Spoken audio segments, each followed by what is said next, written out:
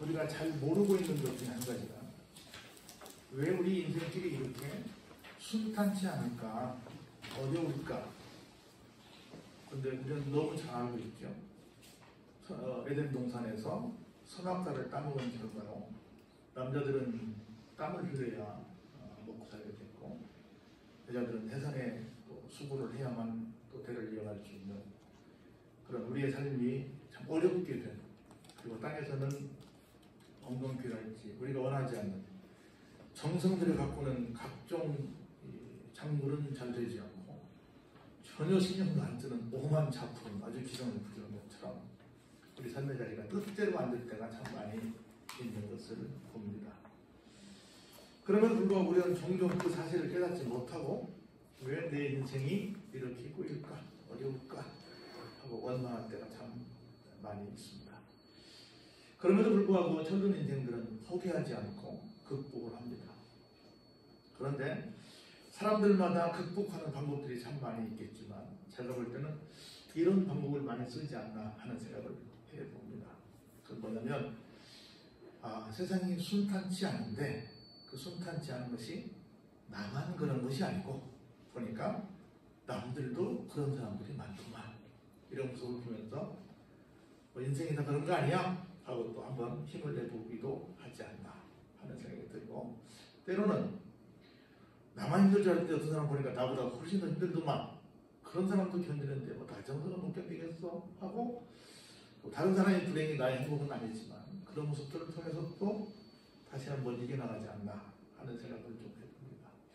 그런 맥락에서 오늘 우리가 쭉 보고 있는 이 주일야들과 보고 있는 이 욥의 얘기는 어찌 보면 어려움을 당한 많은 사람들의 어떤 위로서가 아닐까. 내가 어려움을 그렇게 당했는데 내가 욥을 가만히 살펴보니 나보다 훨씬 더 어렵네, 이런 얘기를 하고 있지 않나 하는 생각을 개인적으로 해보긴 합니다. 어젯밤에도 제가 저녁 식사를 전국 숙박업협회 회장하고 그리고 국회의원하고 함께 앉아서 긴 시간 동안 이야기하면서 저녁밥을 먹었는데, 그 양반들이 국회 얘기를 하고 요즘 돌아가는 경제 얘기를 쭉 들려주는데, 우리도 물론 알지요. 뉴스를 통해서도 알고 주변 사람을 통해서 알고 있는데 정확하게 현장에서 책임을 가진 사람들 얘기를 들어보니까 또 참 정말 심각하구나, 이런 생각을 많이 했습니다. 그래서 참 우리는 또 어찌 보면 한쪽으로 보면 또 누구보다 낫네 하는 생각을 해보면서 절대 절망의 자리만 있어서는 안 되겠다, 한번 또 돌파구를 찾아봐야 되지 않을까 하는 생각을 해보면서 인생의 현주소가 뭔지를 다시 한번 욥을 통해서 보시면서 다시 한번 소망을 발견하시기를, 이런 극한 어려움 속에서 욥은 어떻게 하나님을 생각했는가 한번 생각해 보시면서 믿음을 다시 한번 세우는 이 시간 되기를 주의 이름으로 축복합니다. 오늘 16절에 이렇게 시작을 해요. 욥은 여러분이 아시는 것처럼 대단한 부자입니다. 쉽게 말해서 많은 사람들을 건너뛰는 주인입니다. 옛날에 그 주인과 종의 관계는 지금 우리가 생각하는 어떤 사장과 종업원의 관계보다 훨씬 더 아주 막강한 그런 힘이 이렇게 불균형된 그런 상황을 얘기합니다. 우리가 가끔 회자되는 갑질들 얘기하는데 아마 그런 갑질보다 훨씬 더 그런 차이가 나는 그런 관계일 거라고 생각이 듭니다. 그런데 그런 어마어마한 상하가 분명한 관계임에도 불구하고 주인이 부르는데 종이 어떻게 해요? 대답도 안 해요. 여러분, 내가 누구를 부르는데, 내가 누구한테 뭐라고 말하는데 아무런 반응이 없을 때 어때요? 굉장히 기분 나쁘죠? 그렇죠? 내가 무슨 문자 하나 보냈는데도 답장이 없으니까 뭐 이래도 얼마나 마음들 상해요? 그런데 살짝 건드려주세요. 네. 오래 놔두면 그렇게 꺼집니다. 내 종을 불러도 대답지 않아요. 그리고 내 입으로 그에게 심지어 뭐 해야 돼? 이제 간청을 해야 돼요. 내가 명령을 하고 내 마음대로 부리던 종한테 뭐라 그래요? 야, 종아, 이것 좀 해줘라. 단순한 부탁도 아니고 간절히 청원을 해야만 겨우 뭐 들어줄까 말까 하는 완전히 역전된 상태를 얘기하고 있는 겁니다. 여러분들, 사람이 살면서 참 견디기 어려운 것이 누군가에게 무시당하는 겁니다. 내 말을 귀뚱으로 듣지 않는 겁니다. 내가 막 아주 사정사정해도 들은 척만 척하는 이런 사람들을 만날 때 굉장히 마음이 상합니다. 얼마나 처참하게 무너진 자기의 모습을 보고 있는 겁니다. 보세요. 얼마나 또 끔찍한 상황에 놓여져 있는지.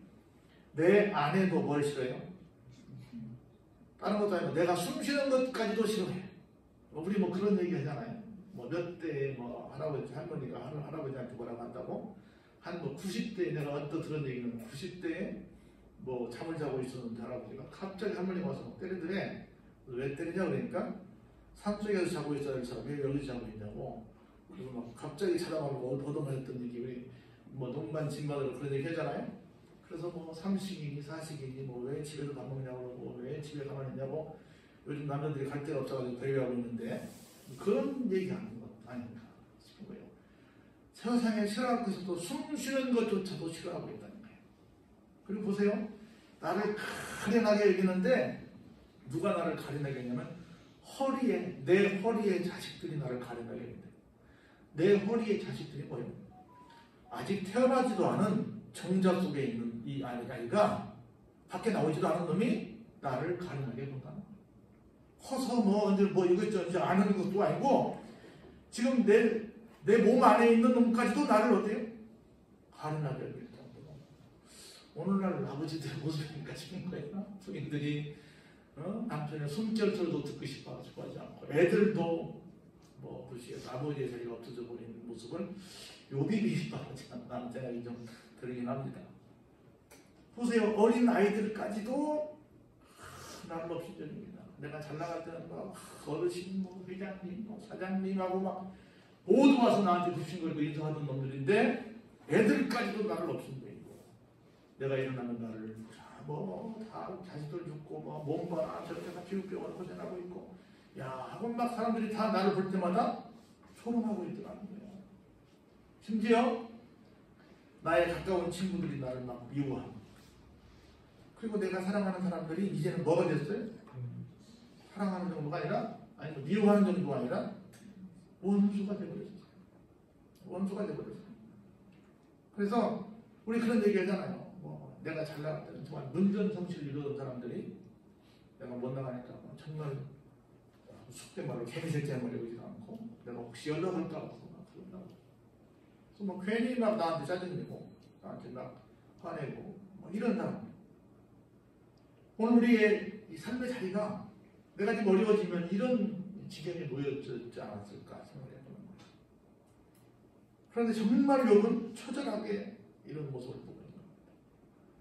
그렇게 내가 구했던 사람들이 내 말을 귀뚫어주지 않고 모두가 나를 조롱하고 심지어 나에게 원수가 되고 나를 미워하고 나는 가만히 있는데 나한테 막 괜히 저렇게 막 하고 있는 거예요. 얼마나 끔찍한 상태가 되겠나. 보세요. 그러다 보니까 이 사람한테 어떻게 됐어요? 내 피부와 내 살이 뼈에 붙어버렸어요. 우리말에 이걸 뭐라 그래요? 피골이 상접했다 그러죠. 껍질, 피부와 골뼈가 서로 붙어버렸어요. 우리가 배고프면 배가 어디가 붙는다 그래요? 등장에 붙는다 그래요. 그것처럼 정말 사람은 사람인데 살아있다고 말할 수 없을 만큼 남은 것은 겨우 뭐밖에 없어요? 잇몸뿐이에요. 여러분들 우리 가끔씩 도와달라고 아프리카 사람들 이렇게 취재할 때 어린아이들 나오잖아요. 뭐만 있어요? 잇몸만 드러나 있잖아요. 우리 맨날 보면 물론 그런 아이들만 찍는지 모르겠지만 제가 원래 대동소이할 거라고 봅니다. 그냥 아무것도 없어요. 그냥 살아있다고 말할 수 없는 그런 상태에 있는 겁니다. 우리가 가끔 이북에 대한 얘기를 듣잖아요. 이북에 예수 믿다가 붙들려서 탄광이랄지 어려운 데 가서 노동하는 사람들 보면 그걸 한번 본 사람들이 사람인지 사람이 아닌지 몰랐었다 그런 얘기 하잖아요. 우리가 확인해 보면 아닌 건 아니지만 여러 루트를 통해서 전해지는 소식들 들어오면 정말 끔찍하잖아요.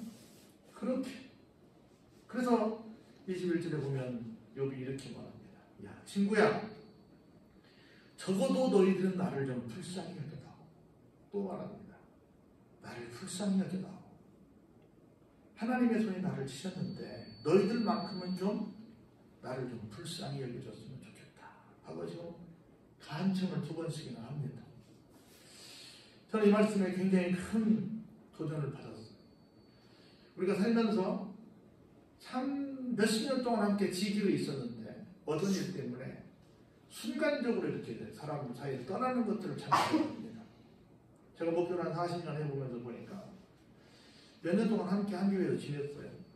근데 온다 간다 말도 없이 가버리는 사람도 많고, 제가 볼 때는 그 정도까지 된다 할 정도로 정말 야멸차게 떠나버리고, 그리고 그 몇 년 동안의 세월은 아무것도 아니고 그 이후로는 몇십 년이 지나도 단 한 번도 연락도 안 하고 지내는 사람들을 너무나 많이 봐요. 그리고 뭐 찬송 부르면서 울고, 우리가 막 주안에서 형제요 자매요 하나라고 막 얘기를 하고, 그리고 뒤돌아서 보면 아무런 연락도 없는 거예요. 야, 이게 정말 주안에서 한 형제 자매 된 사람들의 모습일까? 그렇다고 싸우는 것도 아니고 그냥 어찌다가 그냥 나가게 됐어요. 그래서 나는 내 스스로 생각을 해봤어요. 전도사는 뭘까? 목사는 뭘까? 제가 전도사 목사에서 한 40년 동안 살아오는데 이별의 전문가가 아닌가 하는 생각을 해보는 거예요. 너무 많은 이별을 한 거야. 부교육자를 여기서 하다가 또 교회로 옮겨서 또 이별하고, 또 같이 신앙생활 하다가 또 이별하고, 40년 동안 하여튼 적지 않은 인생들과 있는 이별을 하는 거예요. 그러고는 그냥 그걸로 끝나. 야, 이런 사람이, 물론 제가 그분들은 나쁘고 나는 좋다 이 얘기하려는 게 아니에요. 우리가 참 신앙이 아니더라도 어느 정도는 좀 동정심이라도 있어야 될 것 같아요. 우리 말로 측은지심이라는 말을 하는데 참 그런 마음들이 별로 없지 않나.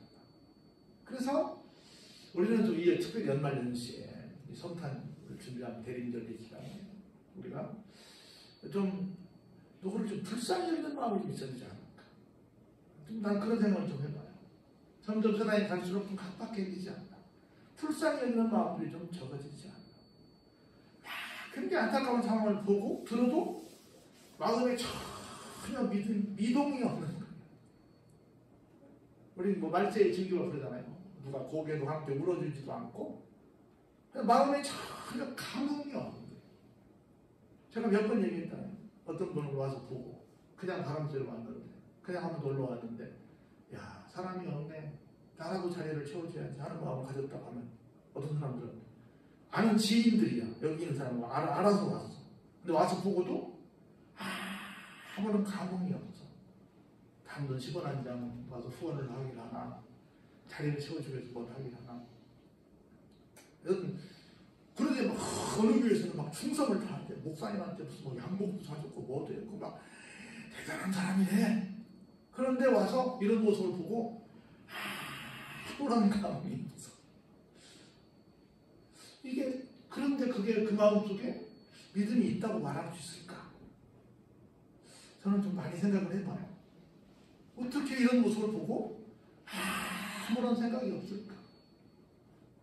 하나님의 사람이라고 한다면 뭐 그러지 않을 텐데. 제가 지금도 같이 연락을 하고 있는, 제가 얘기했듯이 동대문에서 그 보석 장사를 하시는 분, 권사님 얘기했잖아요. 남편분이 장로님이셨는데 돌아가셨는데, 그 장로님 살아생 전에 평생 카드 빚을 갖고 살았다잖아요. 그분이 사업 때문에 여기저기 출장을 많이 다니시는데, 출장을 갔다 오다가 중간에 교회에 있으면 꼭 들른다잖아요. 교회 가서 보면 이 교회 피아노가 없네? 그러면 카드로 피아노 하나 사주고, 이 교회 뭐가 없네? 뭐 하나 사주고. 그래서 이 부인 되신 장관이 평생을 빚 속에 산 거야. 어디 붙어있는지도 모르는 교회 가서 맨날 일을 저지르고 오니까. 그래가지고 살아낸 데는 좀 다툼이 있었는데, 나중에 지나놓고 와서는 이제 남편 돌아가시고 우리 권사님이 자기는 그걸 해. 그게 좋은 일이었다는 걸 더 알았다는 거지. 누구나 다 성도라면 가서 보고 교회가 들어가서 보니까 그렇대. 그런 것이 필요하더만. 그러면 당연히 성령께서 주시는 마음이 있을 거라고 생각이 들어. 불쌍히 여기는 마음이 들 거라고 생각이 들어요. 근데 그게 안 들어. 욥이 말합니다. 얘들아, 좀 나를 불쌍히 여기지면 안 되겠니? 좀 불쌍히 여기지면 안 되겠니? 뭐 진짜 우리가 잘 아는 말로 욥이 잘못한 것도 아니잖아요.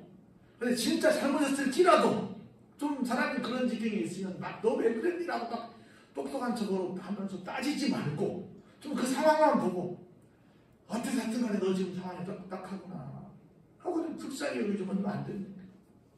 우리는 그냥 막 선투는 너무 잘하는데 이 불쌍히 여기는 마음이 좀 작지 않나.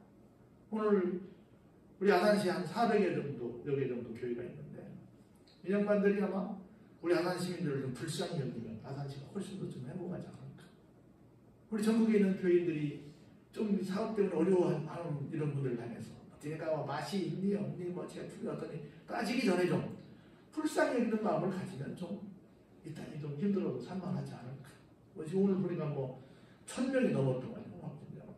그 끔찍한 소식이었는데 그래도 좀 불쌍히 여기면 안 될까 하는 거예요. 보세요. 너희가 어찌하여 하나님처럼 나를 박해하니 너희들이 하나님이니 내 살로도 부족하냐. 지금 너희들이 기왓장으로도 내가 긁어도 시원치 않은 이 무너진 살 모든 전재산 다 잃어버렸고 애들 다 죽어버렸고 심지어 내 피부도 이렇게 정말 몰골이 아닌 상황인데 이거 내가 얼마나 더 어려움에 처해야 너희들이 나를 불쌍히 여기겠니. 이 정도도 내가 너희들에게 불쌍히 여김을 받을 만큼 안 되니 좀 내 상황을 알면서도 그러니 라고 지금 말을 합니다. 그러면서 이렇게 말해요. 지금 나의 말이 곧 기록되었으면 좋겠다. 책에 쓰여졌으면 좋겠다. 절대 지워지지 않는 마치 새기듯이 철필과 나무로 영원히 돌에 새겨졌으면 좋겠다. 반드시 너희들 후회하게 될 거야. 내가 얼마나 너희들에게 정말 마음 아픈 소리를 들었는지를 알게 될 거야. 절대 너희들이 나중에 나 그런 거 한 적 없는데 이렇게 말 못 하도록 지금 우리가 나눈 이 대화가 내가 지금 하고 있는 말이 다 기록됐으면 좋겠다. 그게 막 하늘로 새기는 거야. 이게 내 속에 막 새기고 있는 거야. 우리가 누군가와 대화할 때 그런 어떤 대화가 되지 않게 되지 않겠냐는 거예요. 그냥 울어주면 안 돼. 저도 그런 소리를 가끔 들었는데 그냥 좀 가만히 있으면 안 돼. 뭐 이렇게. 우리가 살면서 그래야 되지 않을까. 뭐 똑똑하고 다 분석하고 좋지요. 근데 좀 불쌍히 여기는 마음이 좀 있었으면 좋겠다. 얼마나 지금 처절하게 전립표하고 있어요. 그런데 보세요. 25절에 기가 막힌 신앙 고백이 여기서 나와요. 한번 같이 읽어볼까요? 시작. 내가 알기에는 나의 대속자가 살아계시니 마침내 그가 땅 위에 서실 것이라. 아멘. 너희들이 정말 나를 말도 못하게 공격하고 있지만 나는 정말로 이렇게 내가 더 이상 무시, 조롱, 멸시 당할 수 없을 만큼 이렇게 처절하게 내가 정말 못난 사람으로 취급받고 있지만 나는 믿는다. 나는 확실히 알고 있다. 누군 계시다? 나의 대속자가 계시다. 내가 진짜 죄를 졌을지라도 내 죄를 대신해서 다 모든 것들을 해결해 주셔서 나로 하여금 온전한 사람으로 세워주실 그분 대속자가 어떻게 계시다? 눈 시퍼렇게 뜨고 살아 계시다. 그래서 지금 너희들이 나를 다 못된 놈으로 욕하고 정말 전혀 긍휼히 여기지 않고 있는데 분명히 내가 억울해. 나는 이 욕은 괜찮은 사람이었어. 너희들이 그동안 잘못 본 거야. 하고 나를 변명해 주실 그날 그분이 땅 위에 딱 서서 내 편이 되어주실 그날이 반드시 올 거라는 걸 나는 어때? 알고 있어. 라고 얘기합니다. 할렐루야? 이게 믿음입니다. 내가 이런저런 많은 어려움, 억울함 속에 있지만 나의 대속자는 분명히 살아계셔. 그분이 반드시 내 곁에 나타나셔서 내 편이 되어 주실 거야. 얼마나 멋있어요? 그러면서 보세요. 20절에 내 가죽이 벗김을 당한 뒤에도 내가 육체 밖에서 하나님을 볼 거야. 구원에 대한 확신을 갖고 있습니다. 보세요. 계속해 27절에 내가 그를 보리니 하나님을 보리니 내 돈으로 하나님 보기를 어떻게 해요? 낯선 사람처럼 하지 않을 거야. 반갑게 만날 거야, 나는 하나님. 나는 이 말을 어떻게 해석했냐면, 이게 진짜 사랑이다. 어떤 상황에서도 그 사람 낯설지 않아. 어떤 상황에서도 반가워. 그런 마음을 갖는 것이 진짜 사랑이라고 믿고, 그게 진짜 믿음이라고. 근데 혹시 내가 워낙 많은 공격을 받다가 그것이 이런 믿음이, 이런 사랑이 좀 무너질까 봐 초조하긴 한데 그래도 확신이 갖습니다. 그러면서 말해요. 사람들이 이렇게 말합니다. 결론인데요. 너희가 만일 이르기를 우리가 그를 어떻게 칠까 하며 또 이르기를 이의 뿌리가 그에게 있다 할진대. 무슨 얘기냐면, 우리가 살면서 어려움을 당하면 하나님 이럴 수 있어요 하고 하나님한테 막 따진다는 거예요. 그리고 이런 모든 어려움을 다 하나님께서 만드신 거 아니에요 하고 막 하나님께 원망한다는 거예요. 그러면 된다 안 된다? 안 된다. 그러지 마라. 29절에 보세요. 너희는 칼을 두려워해요. 함부로 너희들이 입을 놀렸다가 나중에 하나님께서 심판의 칼을 드실 수 있다. 그래서 하나님 앞에 너희들이 어렵다고 분노하면, 분노는 뭐래요? 분노는 칼의 형벌을 부르나니. 같이 읽어보실까요? 시작. 너희가 심판장이 있는 줄을 알게 되리라. 힘들다고 막 원망하고, 원망의 끝이 어디까지 가면? 하나님까지 가면, 하나님은 무엇으로 나타나신다? 심판장이 되어서 나타나십니다. 함부로 어렵다고 하나님에 대해서 막 이렇게 저렇게 말하지 말라는 것. 잠잠히 하나님 앞에서 때를 기다리시기 바랍니다. 하나님은 대속자로 살아계십니다. 반드시 역전의 날이 옵니다. 승리를 확신하시기 바랍니다. 왜냐하면 우리 하나님 아버지는 대속자로서 확실히 살아계시고, 나를 당당히 내 곁에 서서 누가 그랬어? 내 사람인데! 하고 나를 변호해주고 나의 모든 억울함을 풀어주시는 분이시기 때문에 그렇습니다. 주보를 한번 해보시죠. 그래서 제가 이 글을 읽고 마치겠습니다. 인생이라는 파도, 외단절의 옆에 글이 하나 더 있어요. 그러니 힘을 내시기 바랍니다. 결국은 시간이 모든 것을 해결해 줍니다. 파도를 타고 물결의 바닥까지 내려갔다면 그 파도에서 뛰어내려 스스로 가라앉지 않는 한 반드시 다시 솟게 되어 있습니다. 처음 올라탄 것이 파도의 맨 위였건 중간이었건 바닥이었건 그것은 중요하지 않습니다. 중요한 것은 그 파도가 언젠가는 다시 위로 솟는다는 것입니다. 견디고 올라오십시오. 순환의 법칙에는 어김이 없습니다. 박주경 씨의 치유의 마리를 중에서 발췌한 글입니다.